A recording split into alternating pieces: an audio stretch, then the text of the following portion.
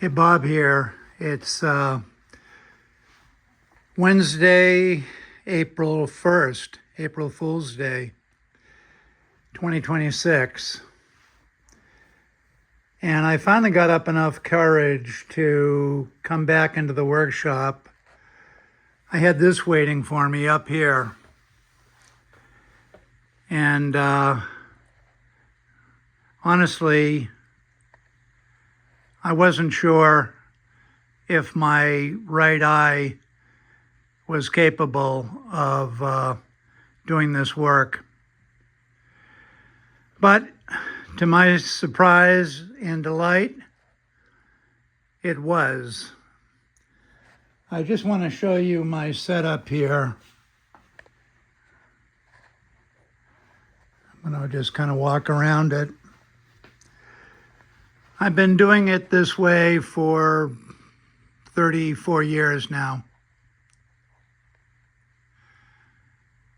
I also noticed that the last shop video I made quickly, hastily, was a little bit out of focus. So I'm going to do it the old-fashioned way today, if I can. Here we go. Yeah, so here's my workbench. And my shop has changed drastically and dramatically over the past year. This area used to all be power tools. I had a big Woodmaster sander right here. I had a 6-inch jointer made by Jet. I had a Delta tilting arbor table saw. I had a Grizzly 15-inch disc sander. I had a Grizzly dust collection system. And I had a Grizzly floor model oscillating spindle sander. And then we decided to move. We were going to move in October. And that's when I got my bad news that I needed brain surgery to take out a benign tumor, which was causing my right eye to go blind. So anyway, had the surgery. As you all know, my eyesight in my right eye is now, only with glasses on, is now 20/60. That's my right eye. My left eye is better than 20/20. And what happened today was my left eye took over, and I went very slowly, and all came out well. Matter of fact, I really couldn't have done it any better. I was sweating bullets and scared shitless that I might make a mistake, because honestly, I haven't been in the workshop since late September, early October of 25. So with that aside, let's get into it a little bit here. This is a jig I made, little fence. Since all of my bottom inlays are different, there is nothing standard about my operation here. Every piece of inlay is a little bit different from the next. I do different things. And the inlay actually starts off sort of like this. And that piece there is for the other guitar that's hanging on the wall in the adjacent room. This is the piece that I cut, which is right here. And I'm going to pop it right in place here in real time. There it goes. Let me get it in focus. No gaps, perfect fit. And thank you, God, because I wasn't sure I could do this.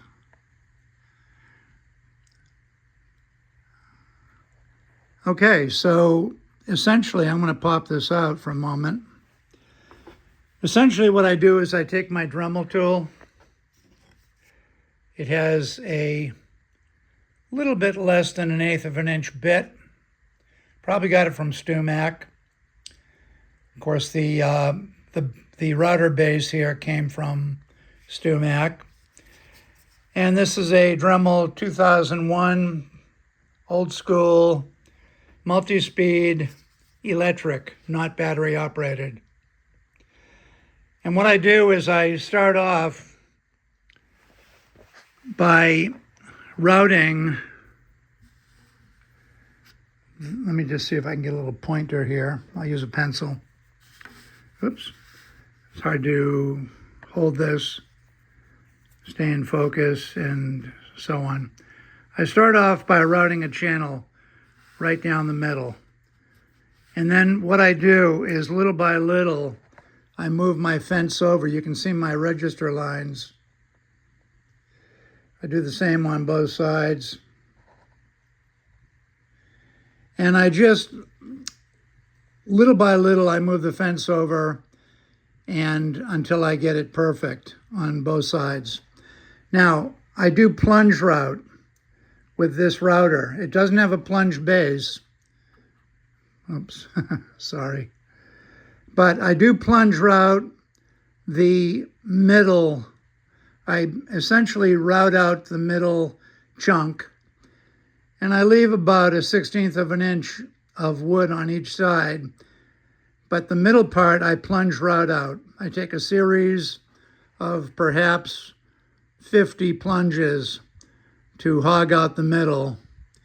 And then I and I use the fence when I'm doing that. I register one edge of the plunge router. No, excuse me, it's not a plunge router. This is the edge right here. That and that. I put that up against the fence, okay? And the way I do it is I rest, if you will.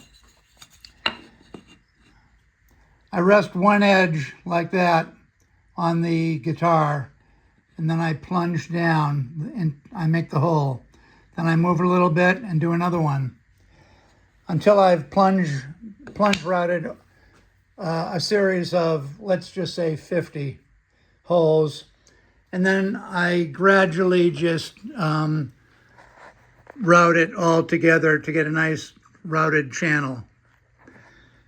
And this little device I made it allows me to route any size channel for any size marquetry that I decide to put in. The depth of the cut is about 2.5 millimeters. The sides are just 2 millimeters, and I've gone down about 1/2 inch more into the mahogany tail block. Okay, so the reason I left this little jig on here, you can see it has a little wiggle room. I just make sure that the force is, let me switch hands. I make sure that when I'm routing, I'm also pushing this way with the router, okay? So that it stops where it needs to be. There's no wiggle room. It's always being pushed. The router is always being pushed that direction, and in this case, that direction.